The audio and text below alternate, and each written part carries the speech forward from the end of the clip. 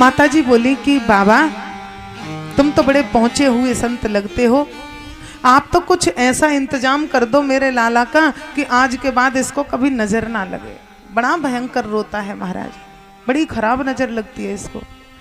भोलेनाथ सोच ही रहे थे कि कैसे लाला के चरणों को पर मैं अपने मस्तक को रखूं, और बाबा को उसी समय उपाय मिल गया। बोले कि माँ मेरे पास एक जड़ी बूटी है, मैं एक बार हिमालय में घूम रहा था और वहां मुझे एक जड़ी बूटी मिली, उसकी ये खासियत है जिसके शरीर से उसका स्पर्श हो जाता है उसको फिर कभी नजर नहीं लगती, वो कभी नहीं रोता। माताजी बोली ना जल्दी से दो फिर उसका स्पर्श कराऊं लाला को। भोलेनाथ ने झूठ मूठ को अपनी जटाओं में ढूंढने का प्रयास किया।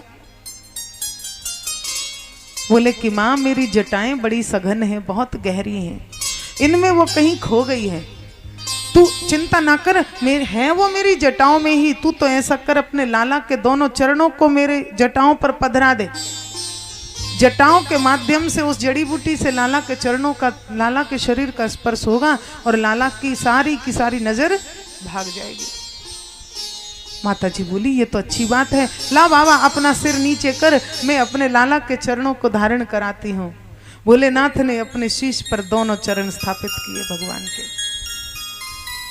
निहाल हो गए भोलेनाथ। अब देखो भगवत मिलन हो रहा है भोलेनाथ का, अपने इष्ट देवता का दर्शन। बोले मन मन में विचार कर रहे हैं अब कैसे करूं कि लाला को गोदी में लेकर के और खिलाने का मन है, पर कहें कैसे, कहीं मैया मना कर दे तो। पहले से ही डरे हुए हैं, द्वारपाल ने भगा दिया था। और चोर की दाढ़ी में तिनका, कहीं भेद ना खुल जाए, मैया कहीं चरणों में ही रख दे, इसलिए थोड़ा डर करके बोलते हैं, बोलने में पहले सोचते हैं। उसी समय मैया बोली कि बाबा अब मेरे लाला की तो नजर उतर गई, पर अब तुम ये बताओ कि मेरा लाला, मैंने सुना है तुम ज्योतिषी भी हो, मेरा लाला कुछ पढ़ेगा लिखेगा कि नहीं, इसका विवाह भी होगा कि नहीं, इसको राजगद्दी भी मिलेगी कि नहीं।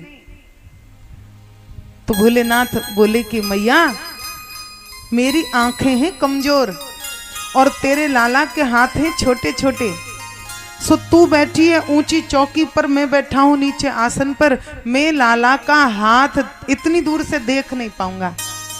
तुझे कोई आपत्ति ना हो तो अपने लाला को मेरी गोदी में दे देना, मैं पास में से ही उसका हाथ देख लूंगा। मैया बोली हाँ हाँ जरूर दे दूंगी। मैया ने गोदी में दे दिया। अब भोलेनाथ लाला को कभी वक्ष से लगाते हैं, कभी उनके चरणों में मस्तक को धर देते हैं, कभी चिपका लेते हैं अपनी छाती से, आनंद में डूब रहे हैं और उनसे हंस हंस करके मीठी मीठी तोतली भाषा में बातें करते हैं। काकभूषणी जी कौन ही मार रहे हैं, कह रहे हैं जी अकेले अकेले आनंद ले रहे हो, अभी पोल पट्टी खोलता हूं, या तो मुझे भी खेलने का मौका दो।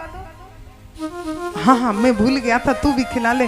भगवान के चरणों को काकभूषणी जी की तरह कर उनकी तरफ कर दिया कि लो तेरी तरफ चरण कर दिए, अब इनको कितना भी चूम ले, मस्तक से लगा ले, वक्ष से लगा ले, कितना भी प्रेम कर ले। काकभूषणी जी चरणों से खेल रहे हैं और भोलेनाथ लाला को बहुत देर हो गई खिलाते खिलाते। माता जी बोली कि बाबा अब कछु बताओगे भी कि खेलते ही रहोगे। हाँ मैया बताता हूँ। हाथ देख करके बोले कि मैया तेरा लाला बहुत पढ़ेगा लिखेगा। वशिष्ठ जी महाराज इसको अस्त्र शस्त्र का भी ज्ञान देंगे, शास्त्र का भी ज्ञान देंगे। अच्छा बाबा मेरे लाला को ब्याह होएगा कि ना है? माताओं को विवाह की बड़ी चिंता लगी रहती है बच्चे की।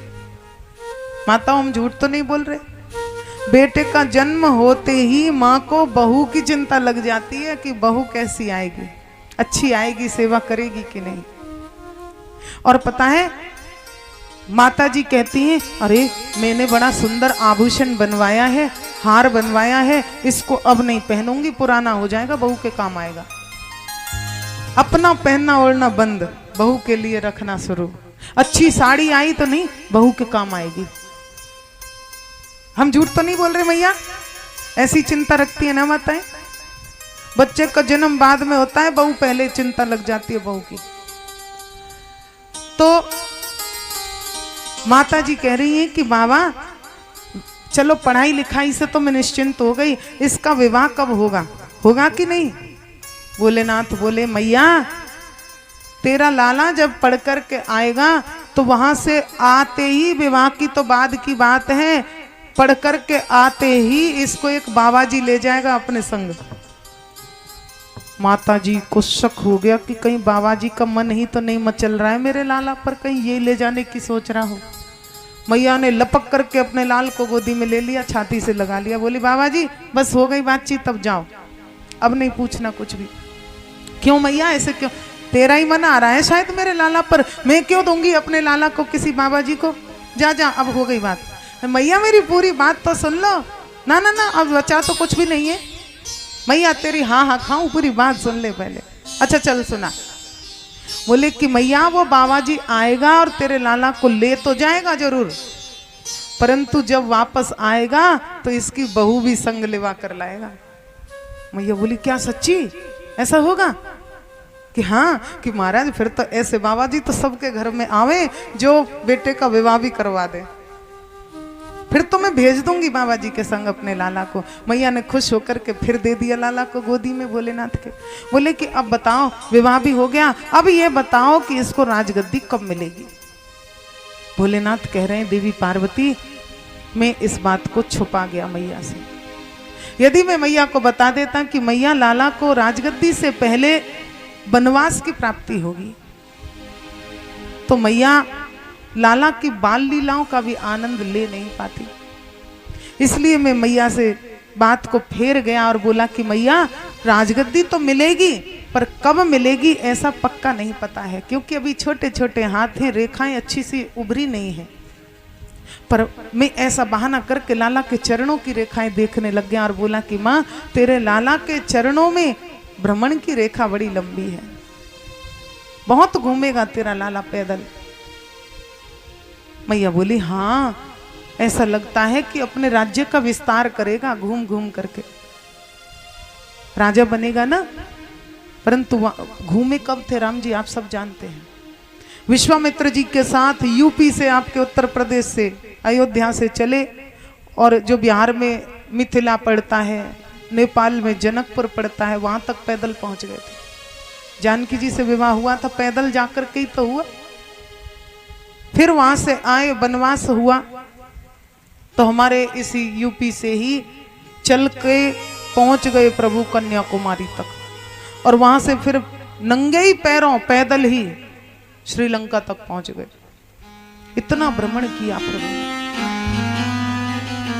भोलेनाथ की बातें सुन करके माता जी आश्वस्त हुई और भोलेनाथ ने इशारा किया काकभुशुंडी जी को कि चलो भाई अब चलते हैं। काकभुशुंडी जी बोले प्रभु मैं तो इनकी बाल लीलाओं का यही आनंद लूंगा, आप जाइए, मैं तो यहीं रहूंगा कौवे का रूप धारण